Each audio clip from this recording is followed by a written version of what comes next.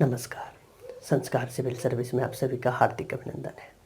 आज हम लोग भारत और अफ़गानिस्तान के बारे में बात करेंगे।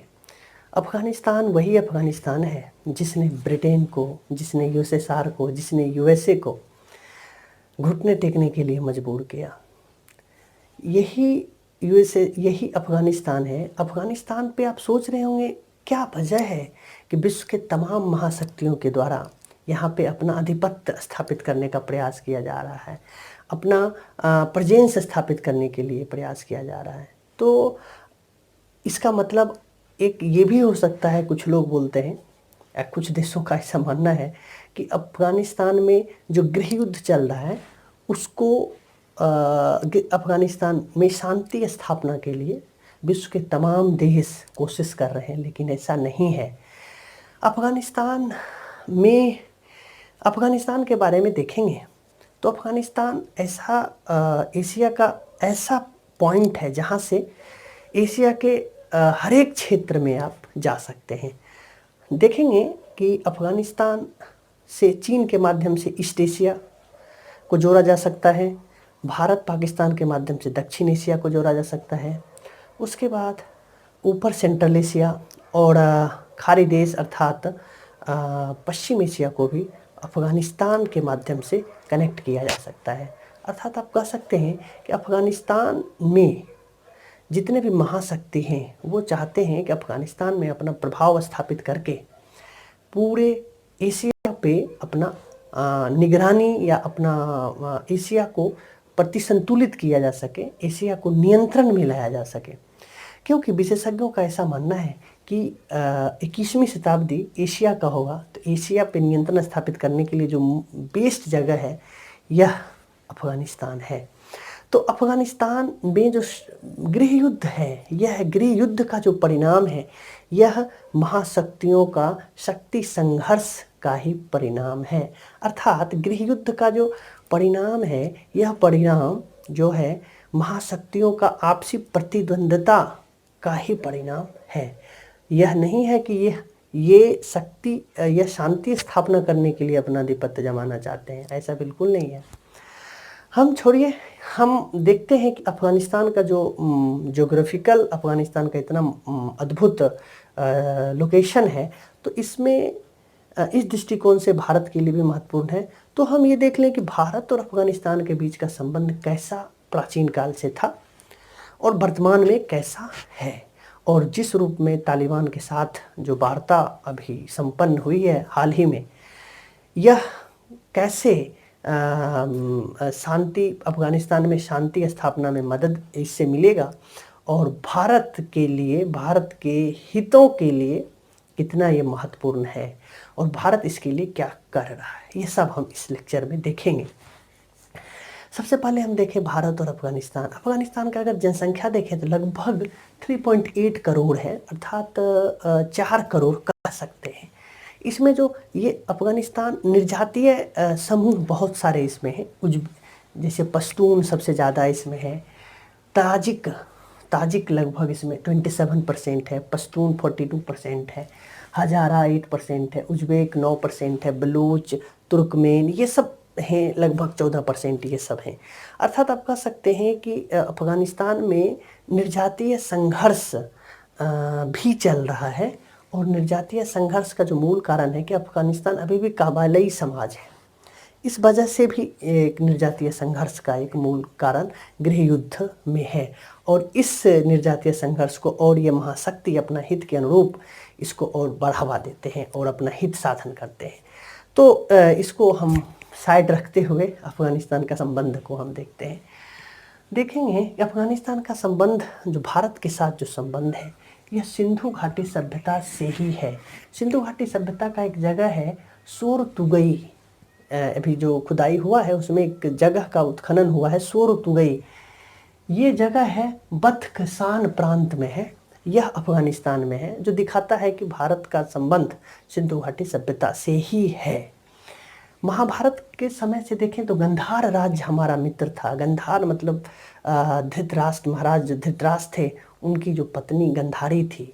गंधार यही वर्तमान जो अफ़गानिस्तान की गंधार है, गंधार प्रांत, वहाँ के ये थे, अर्थात आप कह सकते हैं जहाँ के शकुनी मामा थे राजा, तो वो हमारे साथ मित्रता का संबंध वहाँ पे था। सॉरी, आप रामायण काल में देखें तो अयोध्या के राजा श्री राम के भ्राता भरत ने गंधार पर विजय प्राप्त करके तक्षशिला शहर का निर्माण किया था। तो आप कह सकते हैं कि रामायण काल से भारत का संबंध रहा है। आप अशोक गुप्त काल में अशोक सम्राट का अगर साम्राज्य देखें, अशोक सम्राट के समय का, तो वर्तमान में जो अफगानिस्तान है, यहाँ तक भारत का साम्राज्य होता था। 7वीं सदी ईसा पूर्व, मतलब 7वीं सदी तक देखें तो जो अफगानिस्तान है, यहाँ पे बुद्ध और हिंदू धर्म के मानने वाले लोग बहुसंख्यक में थे।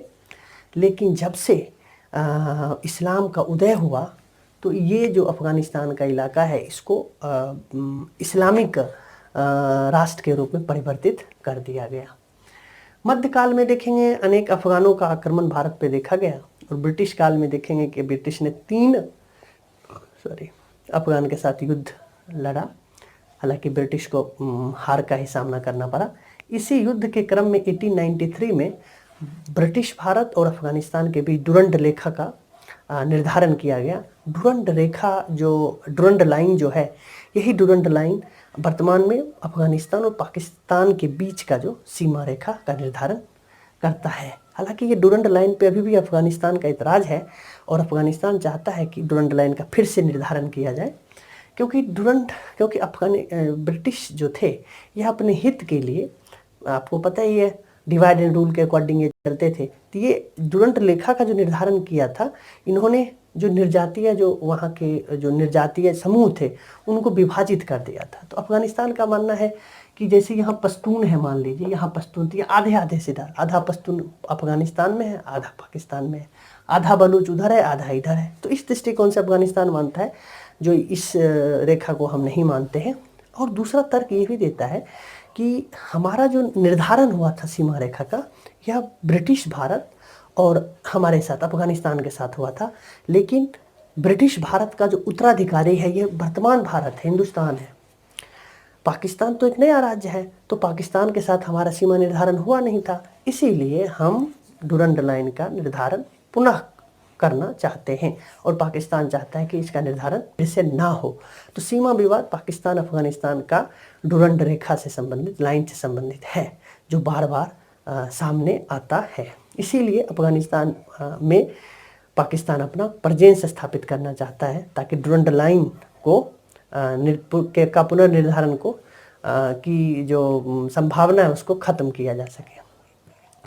आप देखेंगे कि 1919 में अफगानिस्तान ब्रिटिश से स्वतंत्र हो जाता है, और 1933 ईस्वी में अफगानिस्तान पे राजशाही की स्थापना होती है, और 1933 से 1973 तक राजशाही में जाहिद शाह का शासन होता है। और ये जाहिद शाह भारत के साथ बेहतर संबंध बनाने की पेशकश करते हैं, और बेहतर संबंध भी होता है इनके साथ, क्योंकि ये गुट निरपेक्ष के भी सदस्य रहे हैं, और 73 तक भारत और अफगानिस्तान के साथ बहुत ही मधुर संबंध रहे। 73 में जैसे ही 1973 में जाहिद शाह की मृत्यु होती है, अर्थात इनका सत्ता से ये बेदखल होते हैं, और यहाँ पे मोहम्मद दाऊद नए प्रधानमंत्री बनते हैं। तो यहीं पे 1973 में अफगानिस्तान को गणतंत्र घोषित किया जाता है, और दाऊद जो प्रधानमंत्री बनते हैं, तो ये डुरंड रेखा जो है, डुरंड लाइन है, डुरंड लाइन पे आक्रामक दृष्टिकोण अख्तियार करते हैं कि इसका निर्धारण किया जाए। तो यही समय है जब पाकिस्तान और अफगानिस्तान के बीच संबंध बहुत दुरूह थे, क्योंकि जब डुरंड रेखा का जब विवाद उठता है, तो अफगानिस्तान और पाकिस्तान का बीच का संबंध प्रतिकूल हो जाते हैं।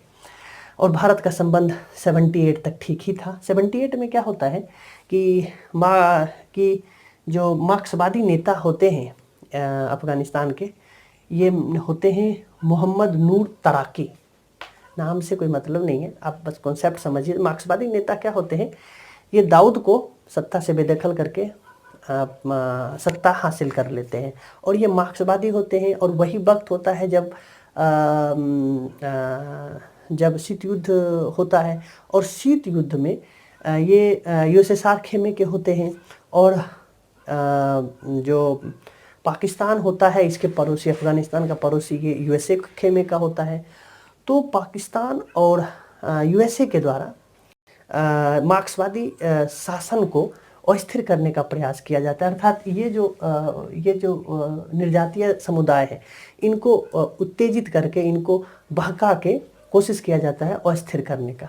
तो इसी को बेहतर तरीके से संचालित करने के लिए ये जो मार्क्सवादी नेता है यूएसएसआर से गुजारिश करते हैं कि हमारा शासन व्यवस्था को बेहतर तरीके से चलवाइए, तो ये सेना वहाँ से भेज देते हैं और सेना आ जाती है, अर्थात यूएसएसआर का अफ़गानिस्तान में हस्तक्षेप हो जाता है।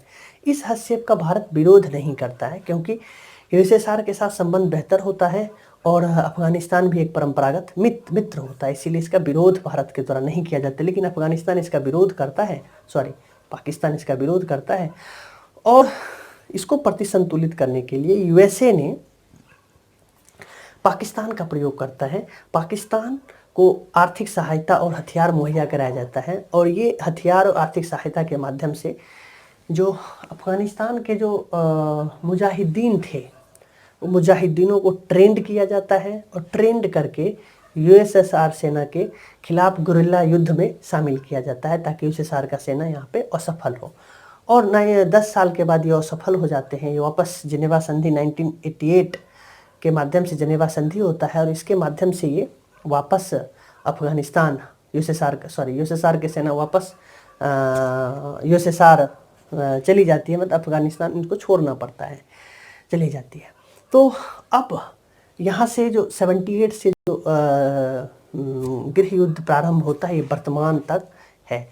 अब 78 से लेके 88 तक जो मार्क्सवादी जो शासन होता है इसके बेदखल के बाद जो मुजाहिदीन 88 में जब चले जाते हैं, यूएसएसआर की सेना जब चली जाती है तो मुजाहिदीनों द्वारा अंतरिम सरकार का गठन कर लिया जाता है। अंतरिम सरकार का गठन कर लिया जाता है और इसके अपोजिट में, मुजाहिदीनों के अपोजिट में एक उत्तरी गठबंधन बनता है और उत्तरी गठबंधन और मुजाहिदीन के द्वारा अब क्योंकि अब यूएसएसआर की भी सेना नहीं है और आपस में ही शक्ति संघर्ष होने लगता है और इसका परिणाम ये होता है कि मुजाहिदीन संघर्ष में विजय होता है और मुजाहिदीन ही बाद में तालिबान बन जाता है। तालिबान क्या है? तो तालिबान इस्लामी छात्रों का एक राजनीतिक संगठन है जो चाहता है कि इस्लाम के अनुरूप अर्थव्यवस्था और शिक्षा व्यवस्था को वहाँ पे लाया जाए, समाज को वहाँ लाया जाए, अर्थव्यवस्था, समाज, शिक्षा प्रणाली सब इस्लाम के अनुरूप लाया जाए। महिलाओं को अधिकार नहीं देते हैं, महिलाओं को सार्वजनिक स्थान पे कोई अधिकार नहीं होता है। तो ये तालिबानों का शासन प्रणाली है। तो तालिबानों के शासन प्रणाली यहाँ पे 1996 में तालिबान का शासन वहाँ पे स्थापित हो जाता है। यहाँ गौर करने वाली बात यह है कि तालिबान का जो शासन होता है यह पाकिस्तान द्वारा समर्थित होता है, इसीलिए पाकिस्तान और अफ़गानिस्तान के बीच संबंध यहाँ पे बहुत बेहतर होते हैं और यही वक्त होता है जब पाकिस्तान का प्रभाव अफ़गानिस्तान में बहुत ज़्यादा बढ़ जाता है। अब यूएसएसआर की सेना है नहीं, अब जो लड़ाके बच गए हैं, जो मुजाहिदीन ट्रेंड किया गया है, इस मुजाहिदीन का प्रयोग पाकिस्तान भारत के खिलाफ करता है क्योंकि भारत के खिलाफ 1971, 65 और 48 में युद्ध हार चुका होता है। तो उस मुजाहिदीन का प्रयोग सीमा पार आतंकवाद के रूप में करता है और भारत बहुत सीमा पार से बहुत पीड़ित इसी वक्त दिखाई पड़ता है और बहुत सारे आतंकवादी हमले कश्मीर में और अन्य क्षेत्रों में यहाँ पे देखने को मिलता है। तो अब तालिबान का शासन हो गया अफ़गानिस्तान में, तो भारत के साथ संबंध बहुत प्रतिकूल हो जाते हैं। यहाँ तक कि भारत तालिबानी शासन प्रणाली को वैधता भी नहीं देता है। आप कह सकते हैं कि विश्व में सिर्फ 3 देश तालिबानी को वैधता दिया है, एक पाकिस्तान खुद, दूसरा यूएई और तीसरा सऊदी अरब। मात्र 3 देश इसको वैधता प्रदान किया था, भारत ने नहीं किया। और भारत और अफ़गानिस्तान के बीच यही वक्त है जो संबंध प्रतिकूल होता है और ये इतना प्रतिकूल होता है कि जब 1999 में जब भारत का इंडियन एयरलाइंस का विमान जब अपहरण होता है तो गंधार लाया जाता है और भारत और तालिबान के साथ संबंध बहुत ही प्रतिकूल थे। तो इसके परिणाम स्वरूप उस एयरलाइंस के को छोड़ने के लिए मसूद अजहर को छोड़ा जाता है, तब वो हम वापस इंडिया लाते हैं। तो इतना स्थिति गंभीर था। जिस मसूद अजहर को अंतर्राष्ट्रीय आतंकवादी घोषित करने के लिए हम कितना पापड़ भारत सरकार के द्वारा बेला गया है। लेकिन तालिबान का शासन 1996 से 2001 तक होता है। 2001 में एक ऐसी घटना घटती है, 9/11 होता है अमेरिका पे। अमेरिका पे आतंकवादी हमला होता है और अमेरिका ने इसके प्रत्युत्तर में ऑपरेशन इंड्यूरिंग फ्रीडम प्रारंभ करता है और इंड्यूरिंग फ्रीडम ऑपरेशन के माध्यम से आतंकवाद के विरुद्ध युद्ध की घोषणा करता है। और इस युद्ध की घोषणा को ये उत्तरी जो संगठबंधन थे मुजाहिदीन के अपोजिट में, ये उसका समर्थन करता है। भारत भी, क्योंकि आतंकवाद से पीड़ित ही होता है भारत भी समर्थन करता है और यूएसए के द्वारा अफगानिस्तान पे हमला किया जाता है और तालिबानी शासन को सत्ता से बेदखल कर दिया जाता है। और ये वक्त होता है कि भारत और अफगानिस्तान के बीच संबंध ठीक रहते हैं। 2004 में चुनाव होता है और हामिद करजई यहाँ के राष्ट्रपति बनते हैं और 2014 तक रहते हैं। संबंध बिल्कुल सही रहता है। लेकिन 2014 में पुनः चुनाव होता है, अशरफ गनी बनते हैं, संबंध तो ठीक रहते हैं। लेकिन यहाँ पे परिवर्तन ये होता है कि 2014 में अमेरिका सरकार द्वारा, बराक ओबामा द्वारा ये कहा जाता है कि हम जो वहाँ पे नाटो का जो सैनिक है उसको हम वापस लेना चाहते हैं। अर्थात आप कह सकते हैं कि जैसे ही नाटो का सैनिक को वापस लिया जाएगा, तालिबान का फिर से उदय हो जाएगा और फिर से अफगानिस्तान का पे तालिबान का प्रभाव बढ़ जाता है। अभी 2020 में, हालांकि 2020 में देखेंगे ट्रंप प्रशासन के द्वारा कोशिश किया जाता है, तालिबान के द्वारा शांति वार्ता किया जाता है और तालिबान अफगानिस्तान में शांति बहाल की एक कोशिश किया जाता है। हालांकि यह कहना उचित नहीं है कि जो अफगानिस्तान में जो शांति वार्ता अभी हुई है अफगानिस्तान तालिबान के साथ, यह ज़मीनी हकीकत बन पाएगा या फिर इसका क्या परिणाम होगा, ये तो भविष्य के गर्भ में है। कुछ कहना इसका संभव नहीं है। लेकिन समस्या ये है कि अगर तालिबान के साथ शांति वार्ता संपन्न होती है तो तालिबान का शासन बंद होता है अफगानिस्तान में होगा। अगर तालिबान का शासन होगा तो भारत के साथ संबंध बेहतर नहीं है, क्योंकि भारत तालिबान का समर्थन नहीं करता है, उससे बातचीत तक नहीं करता है। तो भारत का संबंध कैसा होगा, भारत इसके लिए क्या कर रहा है, इसको हम अभी देखेंगे। हालांकि भारत में भी नई सरकार 2014 में बनती है, प्रधानमंत्री मोदी बनते हैं और पड़ोसी प्रथम नीति के तहत अफगानिस्तान के पुनर्निर्माण के लिए काम करते हैं। और यही वो टाइम होता है, पीरियड होता है जब भारत की सरकार ने अफगानिस्तान के पुनर्निर्माण के लिए, आप देखेंगे हार्ट ऑफ एशिया का आयोजन अमृतसर में किया जाता है ताकि अफगानिस्तान में निवेश को बढ़ावा दिया जा सके, अफगानिस्तान में ज़्यादा से ज़्यादा वहाँ पे डेवलपमेंट किया जा सके। आप देखेंगे कि भारत सरकार अभी जो वर्तमान का जो समय है, यह समय बहुत ही प्रतिकूल चल रहा है, क्योंकि अमेरिका और रूस के साथ संबंध अच्छे नहीं हैं, जिसके वजह से अमेरिका अफगानिस्तान में जो यूएसए का हित है उसको प्रभावित कर रहा है। वहीं अमेरिका और ईरान के साथ संबंध प्रतिकूल है और ईरान भी अमेरिका हितों के अगेंस्ट है। और तीसरी ओर देखेंगे चीन के साथ भी संबंध अमेरिका का बेहतर नहीं है, इसीलिए चीन भी चाहता है अफगानिस्तान में अमेरिकी हित प्रभावित चीन भी करना चाहता है। इस सब समग्र रूप से अगर इसको देखें तो हम इसको कैसे लिखें, और दूसरी ओर अगर देखें तो पाकिस्तान भी नहीं चाहता है कि भारत में भारत का अफगानिस्तान में प्रेजेंस हो।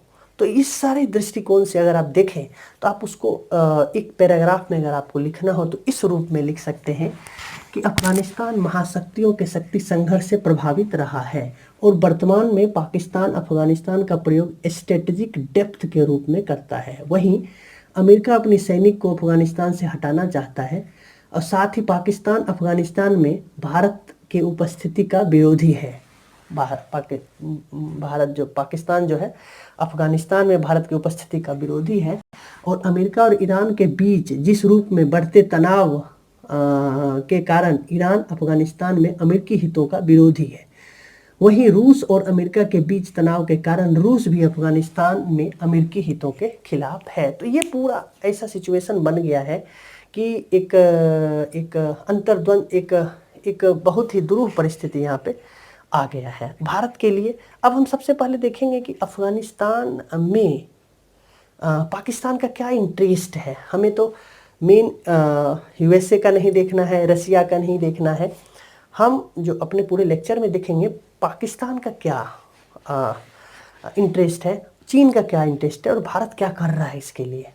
तो ये सब हम सबसे पहले पाकिस्तान का देखें। तो पाकिस्तान का सबसे पहला देखें, पाकिस्तान इसलिए चाहता है अफगानिस्तान में संबंध को बेहतर करना, क्योंकि अगर वो अफगानिस्तान में संबंध को बेहतर करता है तो डुरंड लाइन का जो पुनर्निर्धारण की बार बार बात किया जाता है अफगानिस्तान सरकार के द्वारा, उसको वो पीछे किया जाएगा। दूसरा, अगर अफगानिस्तान के साथ पाकिस्तान का संबंध बेहतर होता है तो जो अफगानिस्तान में पाकिस्तान का जो मुजाहिदीन हैं उनका प्रयोग पाकिस्तान भारत के सीमा पार आतंकवाद के रूप में करेगा और भारत को अस्थिर करने का प्रयास करेगा। तीसरा देखेंगे, पाकिस्तान अपने आप को इस्लामी राज्य का नेतृत्व करता मानता है। इस दृष्टिकोण से वो चाहता है हमारा अधिकार अफगानिस्तान पे हो। पांचवा देखेंगे कि पाकिस्तान जो है यह अफगानिस्तान के सीमा पे भी, क्योंकि पाकिस्तान का संबंध अफगानिस्तान के साथ बेहतर नहीं है, तो जब तक संबंध बेहतर नहीं होता है तो अफगानिस्तान के सीमा पे पाकिस्तान को सैनिक लगाना पड़ता है। अगर संबंध बेहतर हो जाएंगे तो ये सैनिक भारत के विरुद्ध लगाएगा जो भारत के सामरिक हित के खिलाफ होगा, अर्थात पाकिस्तान के सामरिक हित के अनुकूल होगा। तो ये 4-5 दृष्टिकोण है। इसको कैसे लिखेंगे तो हम कह सकते हैं कि पाकिस्तान इस्लामी दुनिया के नेतृत्व करने के आधार पर अफगानिस्तान पर दावा करता है। किस लिए? इस्लामी दुनिया के नेतृत्व करने के आधार पर इस अफगानिस्तान पे दावा करता है। पाकिस्तान इस्लामी विचारधारा के आधार पर अपना प्रभाव बनाना चाहता है और पाकिस्तान अफगानिस्तान पर नियंत्रण के माध्यम से कश्मीर में सीमा पार आतंकवाद को बढ़ावा देता है। अगर वहाँ पे नियंत्रण हो जाएगा तो कश्मीर में सीमा पार आतंकवाद को ये बढ़ावा देगा। दूसरा देखेंगे कि अफगानिस्तान में अपनी समर्थित सरकार के निर्माण के द्वारा डुरंड रेखा को फिर से खींचना नहीं चाहता है, अर्थात पाकिस्तान अपनी डुरंड रेखा के पुनर्निर्धारण को ठुकराना चाहता है और साथ ही अपने सामरिक सामरिक दृष्टिकोण से वो एज लेना चाहता है। ये 4 रीजन है। अब हम देख लें कि भारत जो महाशक्ति है, इस महाशक्ति के अनुरूप भारत अफगानिस्तान में क्या कर रहा है और अफगानिस्तान में शांति स्थापित करने के लिए, अफगानिस्तान का पुनर्निर्माण करने के लिए भारत क्या कर रहा है वर्तमान में अगर देखें तो उसके लिए हम सबसे पहले देखें कि भारत के लिए अफगानिस्तान क्यों ज़रूरी है। सबसे पहले देखें कि अफगानिस्तान जो है, अफगानिस्तान का 2 पड़ोसी है जो महाशक्ति है, एक भारत और एक चीन। और अफगानिस्तान में भारत और पाकिस्तान, चीन और पाकिस्तान 2 पड़ोसी हैं जो भारत के साथ जिसका परंपरागत खतरा है, परंपरागत और सुरक्षा की भावना है। अर्थात कह सकते हैं परंपरागत खतरा का मतलब होता है युद्ध का खतरा। अर्थात अब चीन के साथ आप देखेंगे कि एक बार युद्ध हो चुका है, पाकिस्तान के साथ 3-3 बार युद्ध हो, 4-4 बार 3-3 बार युद्ध हो चुका है। इस रूप में भारत चाहता है अफगानिस्तान में अपना उपस्थिति दर्ज किया जाए ताकि परंपरागत खतरा को भांपा जाए। एक तो ये हो जाएगा। दूसरा देखेंगे कि एक तो भारत चाहता है कि अगर अफगानिस्तान के साथ संबंध बेहतर रहे तो पाकिस्तान द्वारा सीमा पार आतंकवाद को ख़त्म किया जाए और उसको कम करने का प्रयास करेगा। 2 हो जाएगा। तीसरा देखें, अगर पाकिस्तान अफगानिस्तान के साथ भारत का संबंध बेहतर रहे तो वो कनेक्ट सेंट्रल एशिया का जो नीति भारत चला रहा है, कनेक्ट सेंट्रल एशिया के माध्यम से वो मध्य एशिया तक पहुंच को संभव बना सकता है। और चौथा देखेंगे कि अगर अफगानिस्तान के साथ बेहतर संबंध होगा तो भारत वहाँ पे व्यापक मात्रा में निवेश कर रहा है, अफगानिस्तान के पुनर्निर्माण का कोशिश कर रहा है ताकि अफगानिस्तान में भी शांति बहाल हो सके, अफगानिस्तान का बेहतर पुनर्निर्माण किया जा सके। तो ये भारत का अपना हित है। अब इसको कैसे लिखेंगे? अफगानिस्तान के पड़ोसियों में चीन और भारत महाशक्ति है जो पाकिस्तान के करीब है। साथ ही भारत का चीन और पाकिस्तान के परंपरागत खतरा भी विद्यमान है। भारत का चीन और पाकिस्तान के से परंपरागत खतरा भी विद्यमान है। इसीलिए भारत का अफगानिस्तान में बने रहना महाशक्ति के अनुरूप है। भारत कनेक्ट सेंट्रल एशिया नीति के तहत चाबहार का निर्माण कर रहा है और अफगानिस्तान के रास्ते मध्य एशिया में अपना पहुंच बनाने का प्रयास कर रहा है। भारत महाशक्ति के अनुरूप ही अफगानिस्तान में पांचवा सबसे बड़ा निवेशक अब भारत है और वहाँ पे आधारभूत संरचना के विकास और क्षमता निर्माण, मानव संसाधन के विकास पे काम कर रहा है। उसमें देखेंगे आधारभूत संरचना में सलमा डैम बनाया है, उसके बाद संसद भवन बनाया है, उसके बाद एक जारंग डोलाराम राजमार्ग भी बनाया है वहाँ पे। और मानव संसाधन में क्षमता निर्माण में देखेंगे कि नर्स, डॉक्टर, सेना, पुलिस सबको प्रशिक्षित कर रहा है। छात्रों को स्किल डेवलपमेंट का ट्रेनिंग दिया जा रहा है ताकि वहाँ का छात्र स्किल्ड हो और आत्मनिर्भर हो। तो भारत सरकार ये काम कर रहा है। तापी गैस परियोजना आप देख ही रहे हैं। भारत अफगानिस्तान में विकास के लिए पाकिस्तान पारगमन पर निर्भरता कम करने के लिए, ताकि पाकिस्तान में अगर अफगानिस्तान हमें पहुंचना है तो पाकिस्तान के माध्यम से भारत जाएगा, क्योंकि अफगानिस्तान भूमि आबद्ध देश है और अब पाकिस्तान भारत को पारगमन की रास्ता मुहैया नहीं कराता है, एयर स्पेस भी बंद कर देता है। तो इसके लिए अफगानिस्तान के पुनर्निर्माण और डेवलपमेंट के लिए भारत चाबहार का निर्माण कर रहा है और चाबहार पत्तन के माध्यम से अफगानिस्तान में डेवलपमेंट का प्रयास कर रहा है। अब ये सब तो है, ठीक है, भारत निवेश कर रहा है अफगानिस्तान के लिए, बहुत अच्छा सोच रहा है, भारत के भी हित के अनुरूप है और अफगानिस्तान विन विन सिचुएशन आप देख सकते हैं। लेकिन जिस रूप में मुद्दा अब से प्रारंभ होगा, जिस रूप में तालिबान का यहाँ पे उदय होगा, तालिबान का शासन स्थापित होगा और तालिबान के साथ भारत का संबंध बेहतर नहीं है, वार्ता भी नहीं हो रही है, तो फिर कैसे संबंध बेहतर होगा? इसके लिए भारत सरकार क्या कर रही है? तो इसके लिए भारत सरकार वर्तमान में भारत सरकार प्रो एस्टेब्लिशमेंट नीति का पालन कर रही है। प्रो एस्टेब्लिशमेंट नीति मतलब क्या होता है कि भारत सरकार जो भी सत्ता में किसी भी विचारधारा का होगा उससे हमें कोई मतलब नहीं है, हम संबंध उससे स्थापित करेंगे, वार्ता करेंगे, संबंध को बेहतर करने का प्रयास करेंगे। तो वर्तमान में भारत सरकार अपनी नीति को बदल दिया है, प्रो एस्टेब्लिशमेंट नीति को आगे बढ़ाने का प्रयास कर रही है और इसके अनुसार वो काम कर रही है।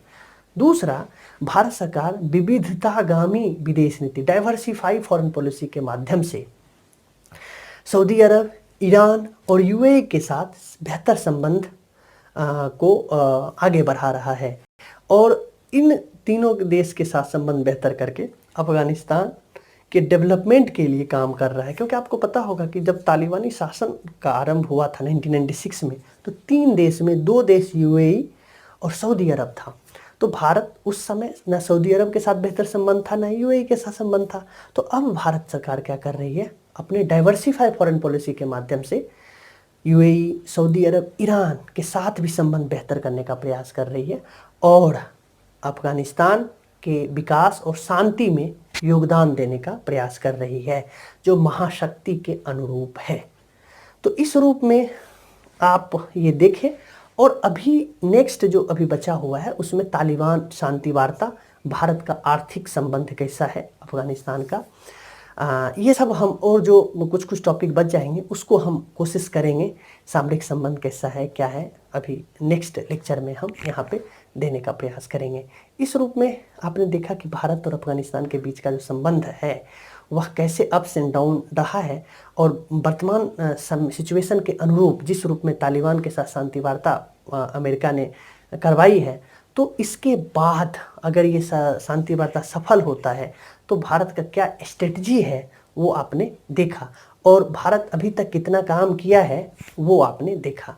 नेक्स्ट लेक्चर में हम कोशिश करेंगे कि इसके अलावा जो भी महत्वपूर्ण मुद्दे हैं उनको, अफगानिस्तान संबंधी जो भी महत्वपूर्ण मुद्दे हैं उनको इसमें समाहित करें, ताकि हमारे एग्जाम से संबंधित जो भी क्वेश्चन बन सके उनको इसमें समेटा जाए। आप हमारे साथ बने रहे इसके लिए बहुत बहुत धन्यवाद। अगर आप चैनल को सब्सक्राइब नहीं किए हैं तो सब्सक्राइब कर लीजिए, थोड़ा शेयर भी करिए। फिर हम इसके नेक्स्ट पार्ट 2 के साथ हम आपसे रूबरू होंगे। तब तक के लिए